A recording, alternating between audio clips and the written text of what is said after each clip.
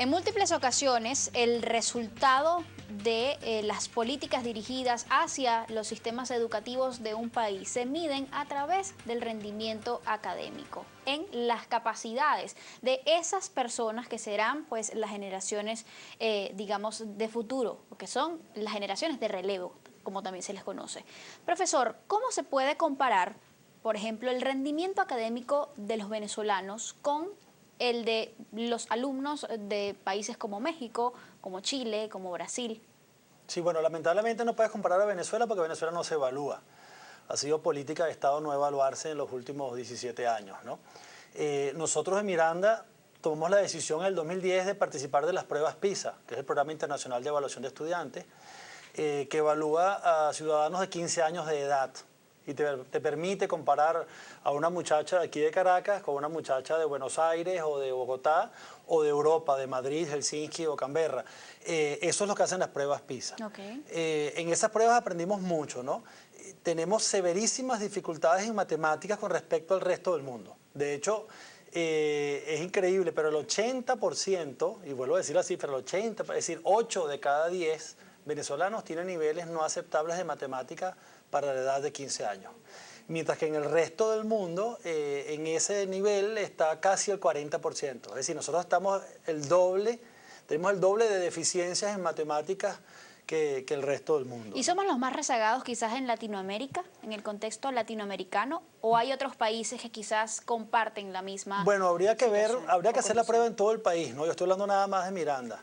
Tomando en cuenta lo que se recogió en Miranda. Sí, no, por lo menos Miranda no. Nosotros estamos ubicados entre México y Brasil, digamos. Okay. Estamos como en la mitad de la tabla, más o menos, ¿no?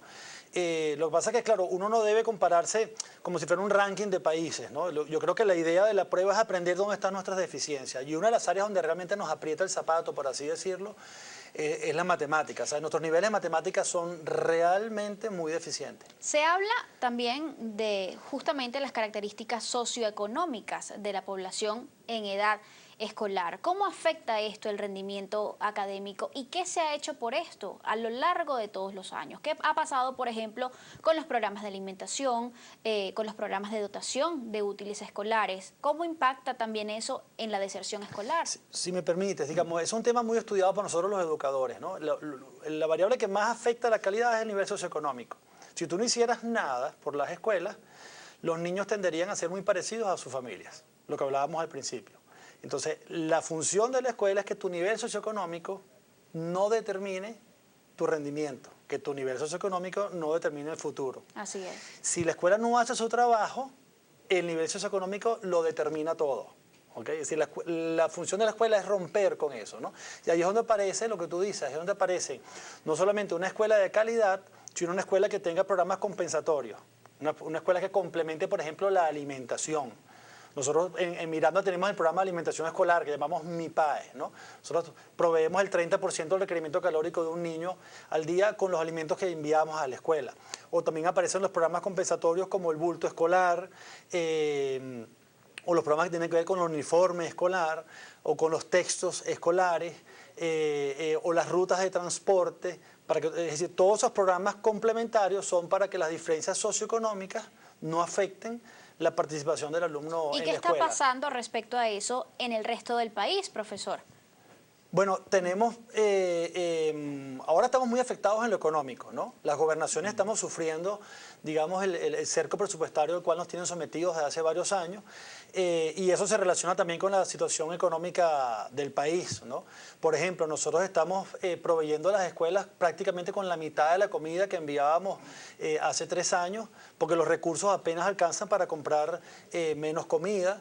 O tenemos meses ya que no podemos enviar leche a las escuelas porque no hay proveedor donde uno consiga leche. Nosotros le damos de comer a casi 120.000 estudiantes todos los días, ¿no? Y nos ha sido muy difícil proveer el tema de la leche. Y el tema también de escasez de algunos productos de primera necesidad, pues también está influyendo en que las escuelas busquen alternativas para poder, digamos, desarrollar el programa, cumplir con el programa. Algunos se cuestionan si la educación en nuestro país, como se establece constitucionalmente, es realmente obligatoria y gratuita, sobre todo. ¿Qué opinan ustedes al respecto?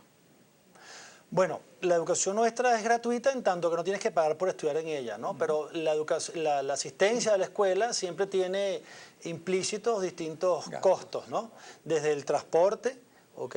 O la uniformidad, o el uniforme, o los útiles, digamos, ¿no? Ahí puede haber diferencias y ahí es donde es muy importante fortalecer todos los programas compensatorios, ¿no? Porque estrictamente hablando, la educación no es totalmente gratis. ¿Okay? Así es. Porque la escuela te puede quedar más lejos, o alimentarte te puede costar más, o te puede costar menos. Y frente a la situación actual, económicamente pues hablando, ¿es necesario entonces reforzar todas esas políticas públicas para atender socioeconómicamente a la población? Sin duda, ¿no? Y estamos en un momento... ¿Para evitar la deserción escolar? Estamos en un momento particularmente dramático desde este punto de vista. Es decir, yo creo que, aunque no tenemos estudios formales de todo el país, sin duda debe ser el año escolar que se está iniciando con mayores diferencias. Es decir, hoy hay en las aulas niños con útiles escolares y niños sin útiles escolares, digamos, ¿no?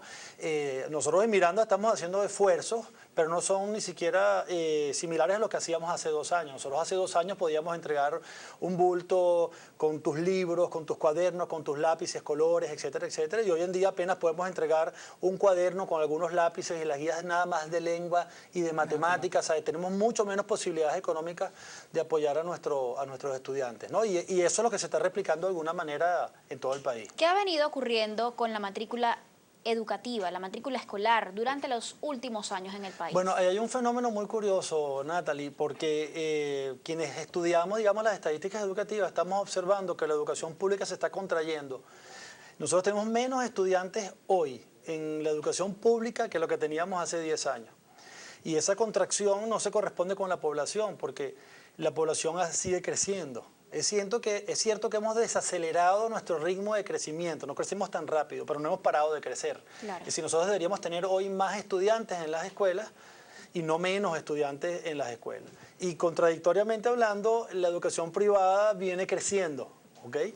Entonces, bueno, hay algo que no está funcionando, ¿no? Porque, claro, la educación privada presta un servicio importante, pero la educación pública debería crecer y fortalecerse aún mucho más, porque la educación pública es la educación que realmente permite equidad, digamos, y permite que todo el mundo tenga acceso a una educación. ¿Qué se puede decir, profesor Julio César, sobre la cobertura educativa en Venezuela? Bueno, en relación a este tema, pues sabemos que a nivel del gobierno nacional y a nivel, digamos, de Miranda, pues se vienen haciendo esfuerzos por atender a la mayor cantidad de población. Es importante y se hace grandes esfuerzos para que, inclusive, a veces hasta por el tema de los representantes, de que teniendo hasta espacios allí, pues no son muy aprovechados, digamos, porque, bueno, no encuentran allí, digamos, la respuesta que ellos como institución educativa están buscando. Y a nivel, digamos, de cobertura, de infraestructura, pues siempre en Venezuela pues hace falta muchísimas instituciones. A diario llegan solicitudes de diferentes comunidades en que requieren de una institución educativa y fundamentalmente también de planteles de secundaria. Sobre todo en zonas rurales del país. En zonas rurales. Sí, la cobertura es como una campana. ¿Okay? O sea, donde tenemos más problemas de cobertura es en menores de 6 años, ¿okay? Porque no todo el mundo puede ir al preescolar, y después tenemos severísimos problemas en bachillerato. Es decir, tú tienes la mayor cobertura la tienes entre primero y sexto grado. En el nivel básico. En el nivel de... Exacto. Lo que pasa es que básica incluye primaria. También incluye preescolar y también incluye bachillerato, la educación básica. No, estamos hablando de primaria. Ahí tenemos rondamos entre el 94 y el 96% de cobertura. Ahora, el drama, por ejemplo, de bachillerato, es importante resaltarlo, ¿no? Se estima que nosotros tenemos entre 800.000 y 1 millón de adolescentes fuera de las escuelas. Eso es muchísimo. Yo a veces le ilustro, a veces voy a las universidades a hablar de estas cosas y le digo que tú podrías llenar como 25 veces el estadio universitario con muchachos que están fuera de la escuela, para que te hagas una idea del tamaño del problema. Y lamentable además. Y sí. A propósito de esto, les comentaba yo antes del programa que no recuerdo en este momento las cifras exactas, pero en un documento que estuve revisando se hablaba de que es mucho mayor la cantidad de alumnos que egresan hoy de sexto grados que la capacidad que tienen los liceos o las instituciones que ofrecen educación secundaria. Para decirte en pública y cifras privada. gruesas, Venezuela tiene alrededor de 28.000 escuelas, ¿ok? Y de esas 28.000, solamente en unas 5.300 tú puedes estudiar bachillerato. Eso significa que en más de 20.000 escuelas tú terminas sexto grado y no tienes dónde estudiar bachillerato. Y tienes que tomar una decisión muy difícil en la vida, que yo lo digo como un juego de palabras. Tú tienes que abandonar tu comunidad para continuar la escolaridad. Es decir, tienes que irte de tu pueblo, de tu zona, a buscar dónde hacer bachillerato, o abandonas la escolaridad y te quedas en tu comunidad, ¿no? Eso es una decisión que toman la mayoría de los venezolanos a los 12 años de edad. ¿Sabes qué voy a hacer para continuar con mi educación? ¿Es el subsistema de educación secundaria quizás el más debilitado hoy en día en nuestro país, profesor? Así es. Efectivamente, hay una necesidad, digamos, de reimpulsar y de retomar, digamos, política precisamente para hacer crecer, digamos, el sistema educativo, para poder atender a esta población. Como anteriormente se decía, por lo menos tenemos zonas de Barlovento, zonas de Valles del Tuy, zonas específicamente del área rural, donde, bueno, lo único que tienen alrededor, digamos, estas comunidades es la escuela, pero la tienen hasta sexto grado. Entonces, como decía el profesor, hay una necesidad de salir, de abandonar la familia, de ubicarse en otros espacios para poder continuar estudios si esa es la intención del estudiante. Con todo lo que económicamente eso significa. Tienes dos carencias, Natalie, ¿no? En educación media, ¿no? Tienes una falta de liceos. Nosotros estimamos que Venezuela necesita construir unos 1.000 nuevos liceos para poder atender a estos 800.000 estudiantes que están fuera de las escuelas. Pero también tienes un problema interno, aunque tengas el liceo, porque tenemos un déficit muy importante de profesores especialistas. Entonces, ese nivel es crítico por la falta digamos, de plantas físicas y por la calidad de los docentes que tienes dentro de la planta física. Así es. Tenemos un déficit muy importante de profesores. Se hablaba el año pasado de que existía un déficit del 40% en profesores de física, química, matemática. ¿Qué se ha hecho hasta ahora para solventar esa situación? De eso hablamos al regreso de esta nueva pausa, amigos. Ya venimos, quédense con nosotros.